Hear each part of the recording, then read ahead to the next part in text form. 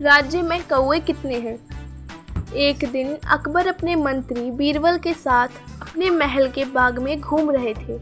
अकबर बागों में उड़ते कौवों को देखकर कुछ सोचने लगे और बीरबल से पूछा, क्यों बीरबल, हमारे राज्य में कितने कौवे होंगे?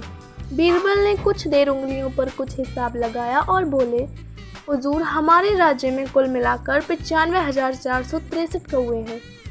तुम इसने विश्वास के साथ कैसे कह सकते हो? हुजूर, आप खुद गिन लीजिए, बीरबल बोले। अकबर को कुछ इसी प्रकार के जवाब का अंदेशा था।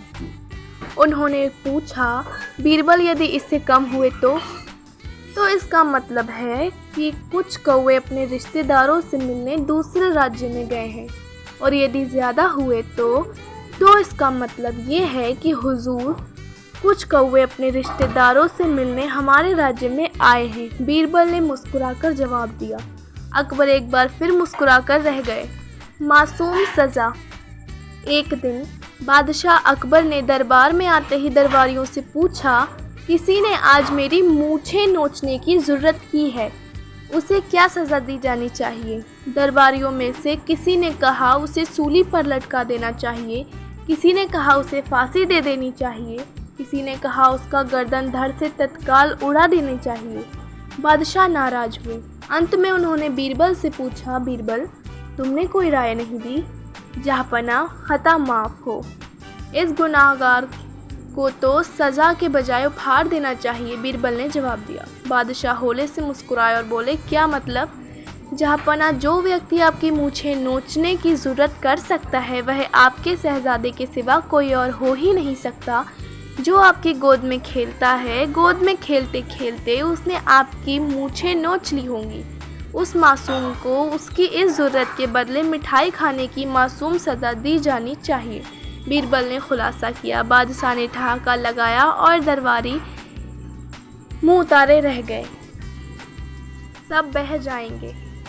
बादशाह अकबर और बीरबल शिकार पर गए हुए थे। उनके साथ कुछ सैनिक तथा सेवक भी थे।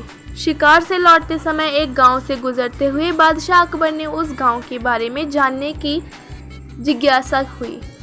उन्होंने इस बारे में बीरबल से कहा तो उसने जवाब दिया, हुजूर, मैं तो इस गांव के बारे में कुछ नहीं जानता, किंतु इसी गांव के किसी बाशिंदे से पूछकर बताता हूँ। बीरबल ने एक आदमी को बुलाकर पूछा, क्यों भाई, इस गांव में सब ठीक ठाक तो है ना? उस आदमी ने बादशाह को पहचान लिया और बोला, हुजूर, आपके राज में कोई कमी कैसे हो सकती है?